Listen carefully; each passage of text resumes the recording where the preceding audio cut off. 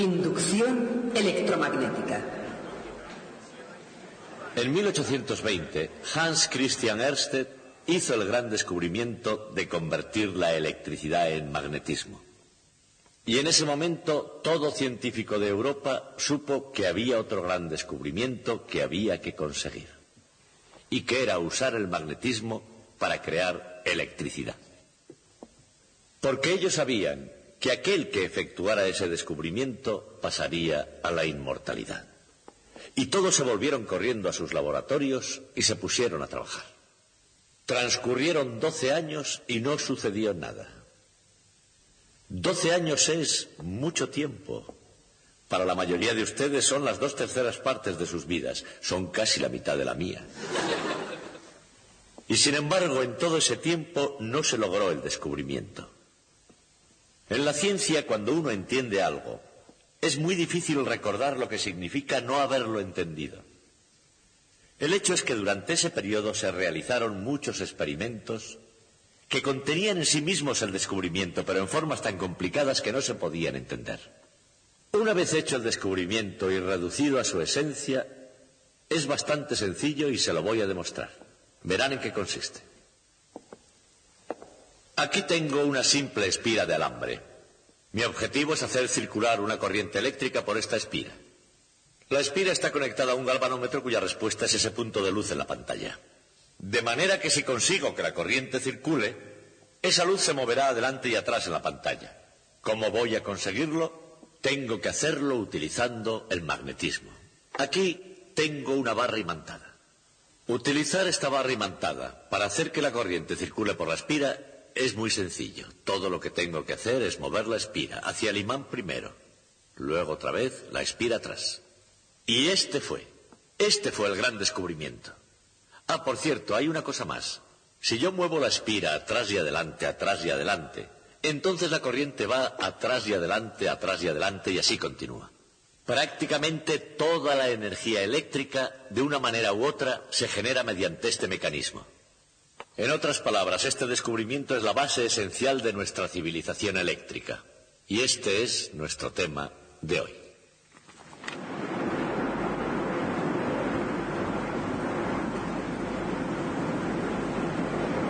Sin energía, las civilizaciones no van a ninguna parte, ni siquiera en círculos. Pero con un viento fuerte y constante y con una máquina relativamente simple, puede haber una fuente inagotable de energía en cualquier lugar. Y una vez convertida en electricidad, se logra lo que la antigüedad probablemente jamás imaginó. Hoy día parece fácil a primera vista, pero para comprender cómo produce electricidad el viento es necesario profundizar un poco más y adquirir un poco de perspectiva histórica.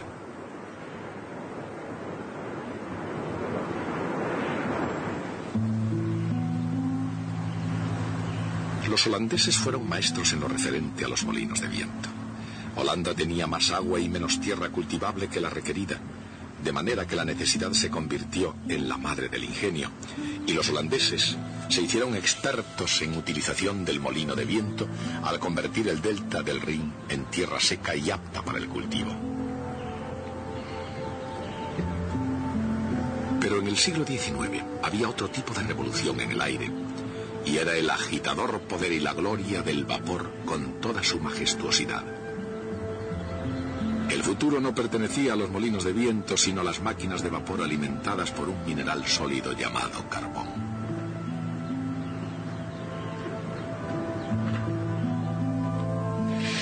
El carbón era barato, tan firme como una roca y tan práctico como las cercanas vías del tren, de modo que durante algún tiempo se estuvo quemando carbón.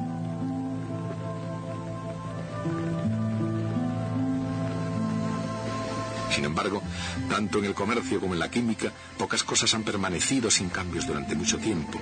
Y aun cuando el carbón producía el vapor en las naciones industrializadas, entró en escena un elemento nuevo y diferente. Recibió el nombre de electricidad.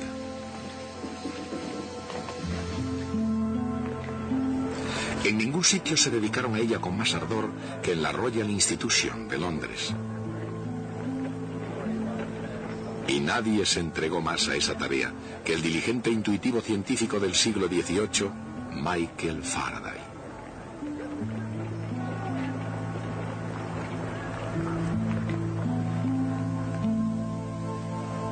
Indagó en los misterios de la ciencia porque para él el edificio de la naturaleza fue creado con una unidad fundamental.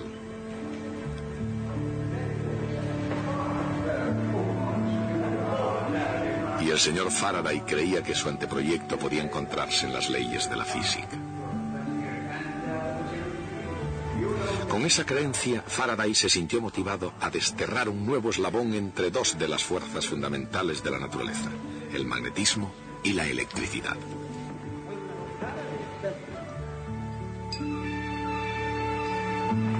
Su búsqueda comenzó en 1821 con el descubrimiento de Hans Christian Ørsted de que una corriente eléctrica en movimiento crea un campo magnético. En primer lugar, Faraday reprodujo el experimento y luego, dando un rodeo, dio un gran paso adelante. Inventó un dispositivo que se mantenía dando vueltas siguiendo el campo magnético circular creado por una corriente. Y a partir de entonces, cuando la gente pensaba en algo que daba vueltas para producir energía, ya no pensaba solamente en los molinos de viento o en máquinas de vapor. Con este asombroso dispositivo, una corriente eléctrica podía crear trabajo físico. En otras palabras, este fue el primer motor eléctrico del mundo.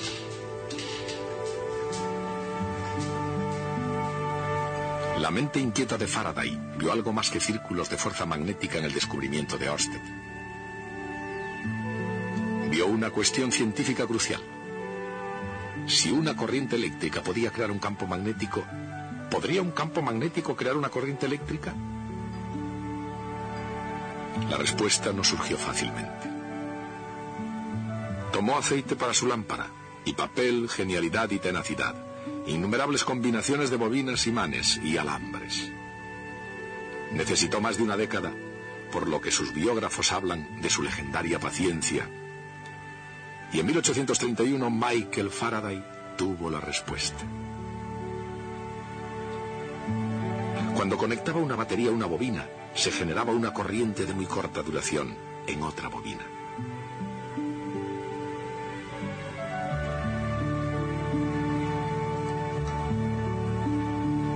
Él había encontrado la respuesta, y en el proceso había descubierto el principio de inducción electromagnética. ¿Cómo funciona realmente la inducción electromagnética? En otras palabras, ¿cómo puede un campo magnético producir una corriente eléctrica en un circuito?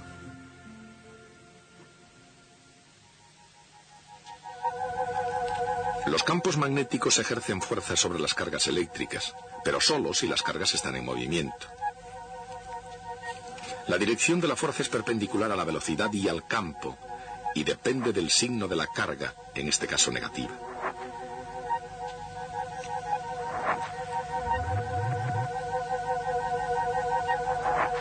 Por ejemplo, las cargas pueden ser electrones en un trozo de alambre. El simple movimiento de un alambre a través de un campo magnético hace que una corriente trate de originarse en él. Pero el campo de una barra imantada puede ser perpendicular en cada punto a una espira circular de alambre. De manera que al mover la espira se crea una fuerza que produce una corriente a lo largo de la espira. La corriente circula en un sentido si la espira se mueve hacia arriba, y en otro si la espira se mueve hacia abajo.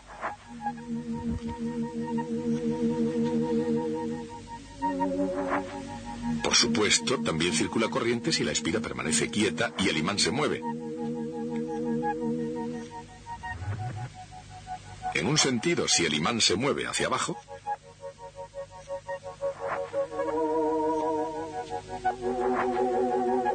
y en el otro, si el imán se mueve hacia arriba. De hecho, Faraday descubrió que cualquier método que modificara el campo magnético a través de un circuito produciría una corriente. Por ejemplo, podía inducir una corriente moviendo una barra imantada respecto a una bobina,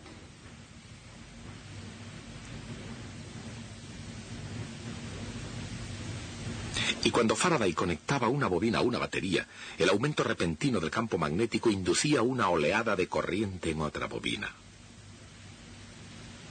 Ambas ideas pueden expresarse en términos de flujo magnético.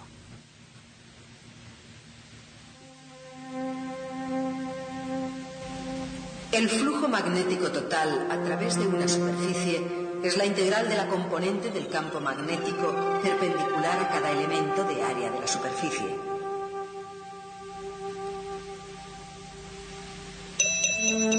Cuando una espira de alambre se mueve a través del campo de una barra imantada, el flujo a través de la espira varía continuamente. El flujo variable hace que aparezca una corriente igual que si fuera producida por un voltaje. Ese voltaje, llamado fuerza electromotriz E, es igual a menos el ritmo de cambio de flujo magnético a través de la espira. Esa es la llamada ley de Faraday de inducción electromagnética.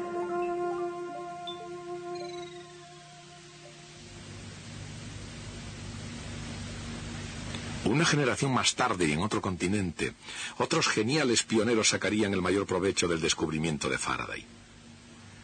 Sus nombres eran Thomas Edison y Nikola Tesla. Sin embargo, a diferencia de Faraday, su principal ambición era poner en funcionamiento máquinas y conseguir que fueran rentables económicamente.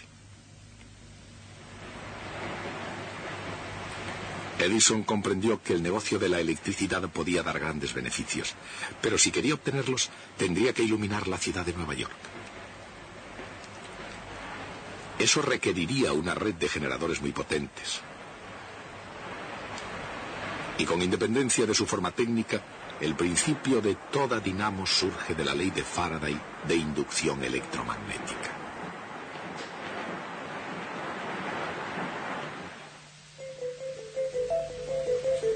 Al cambiar de orientación una espira de alambre en un campo magnético constante, el flujo a través de la espira cambia continuamente.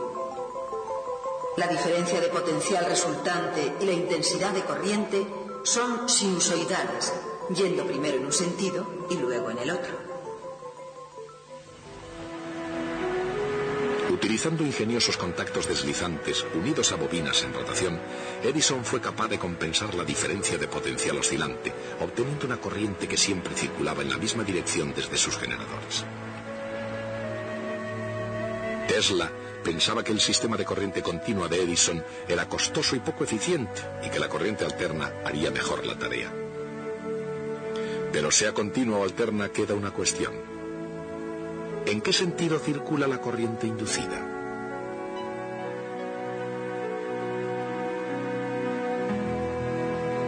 Siempre que varía el flujo magnético a través de una espira de alambre, circula corriente a lo largo de ella. La corriente circula en un sentido si el flujo decrece y en el otro sentido cuando el flujo aumenta.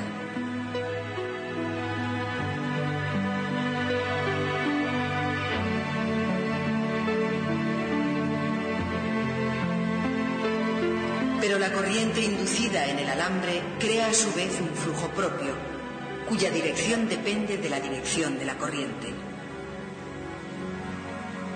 El flujo creado por la corriente inducida siempre se opone a la variación del flujo externo. Esta regla es conocida como ley de Lenz. El resultado de la suma de ambos campos es una disminución del ritmo a que puede variar el flujo magnético a través de un circuito.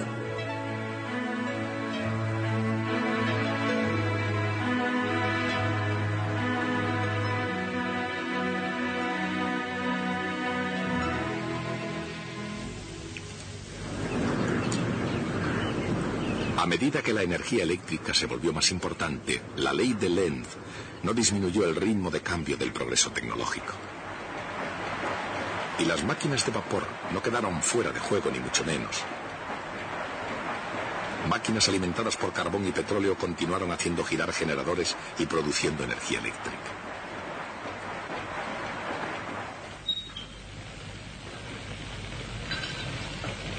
Sin embargo, cuanta más cantidad de carbón y petróleo se extraía y utilizaba, tanto más evidente resultaba que la Tierra cuenta con una cantidad limitada.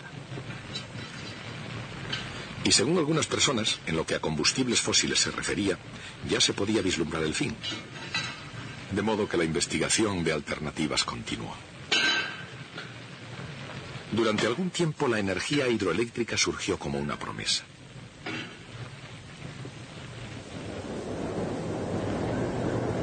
Pero en la búsqueda de una fuente de energía limpia, eficiente y abundante, ni todos los ríos del mundo juntos podrían jamás proporcionar suficiente. Así como tampoco podría hacerlo el viento por sí mismo.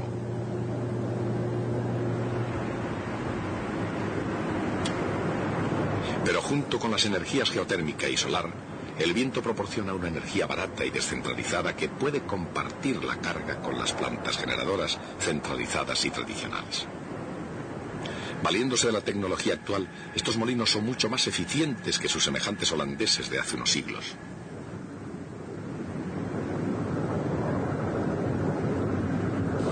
En cualquier caso, tanto si la energía eléctrica proviene del viento, del agua, de la energía nuclear o del carbón, se genera utilizando el principio de inducción electromagnética y el mismo principio juega un papel en cualquier circuito donde se utilice electricidad.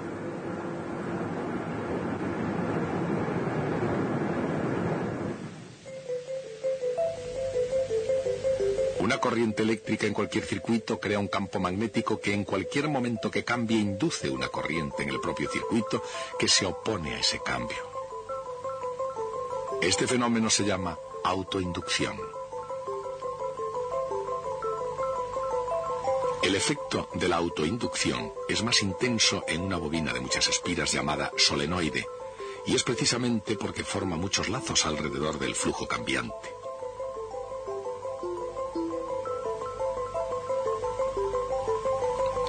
Es por eso que se utiliza un solenoide como símbolo de autoinducción en un circuito eléctrico, donde una autoinducción puede ser un elemento más, lo mismo que una resistencia o un condensador. Una corriente creciente causa en una autoinducción una fuerza electromotriz opuesta de acuerdo con la ley de Faraday. Y como el flujo es proporcional a la intensidad de la corriente que lo crea, esa fuerza electromotriz es igual a menos una constante L multiplicada por el ritmo de cambio de la intensidad de corriente. L es el llamado coeficiente de autoinducción o inductancia del elemento del circuito. Una autoinducción se opone y frena el aumento de intensidad de corriente en un circuito, mientras que una resistencia puede causar su pérdida disipando energía.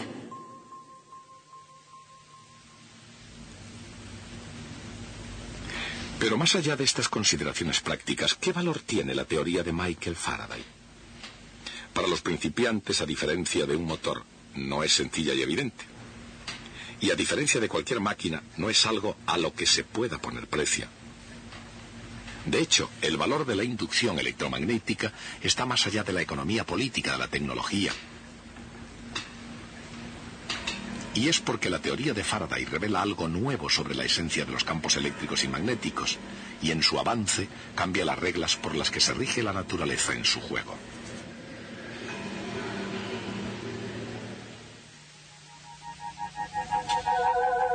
Los campos magnéticos tienen circulación, pero nunca convergen a un punto. Los campos eléctricos convergen a un punto, pero nunca tienen circulación.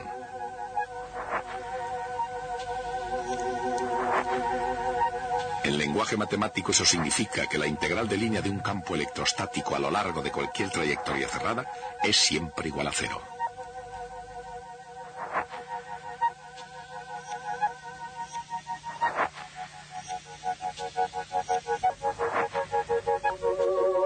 Pero cuando el flujo magnético a través de una espira cambia con el tiempo, crea una fuerza electromotriz en la espira.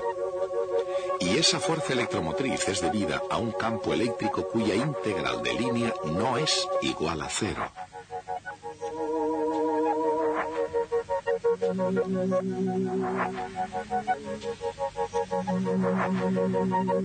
En otras palabras, sí que hay una forma de hacer que los campos eléctricos tengan circulación, después de todo, y es variando el flujo magnético.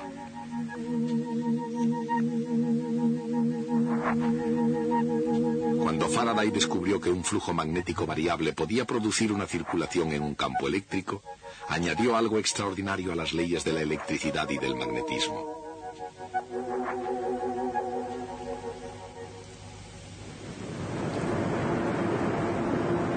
De manera que, mientras frecuentemente se dice que no hay nada nuevo bajo el sol, este dicho no se aplica a la inducción electromagnética.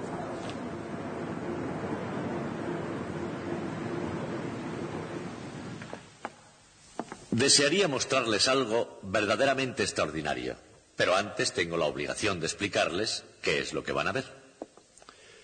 Cuando primeramente discutimos la inducción electromagnética, expliqué que la forma en que funcionaría era esta. Dije que el alambre se mueve a través del campo magnético, y debido a este movimiento del alambre se ejerce sobre las cargas en el interior una fuerza que pone la corriente en movimiento.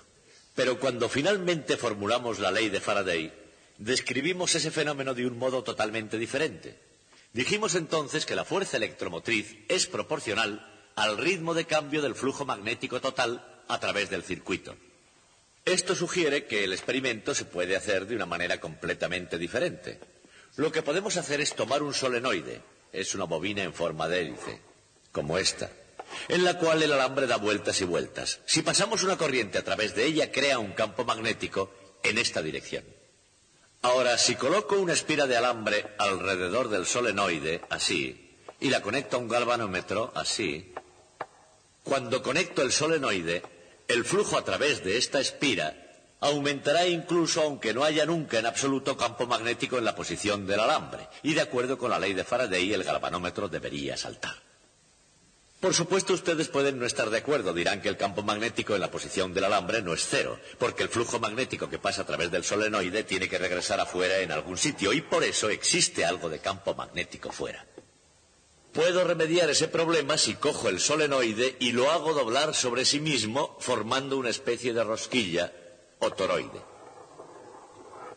Un toroide sería una cosa así.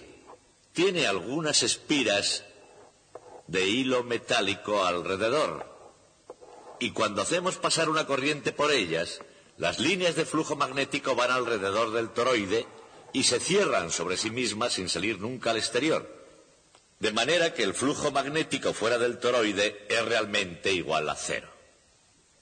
Ahora, si tomo una espira y la hago correr por el centro de la rosquilla, después hacia atrás y la conecto al galvanómetro, cuando conecto el toroide, el galvanómetro debería saltar, aun cuando el campo magnético en la posición del alambre sea exactamente cero.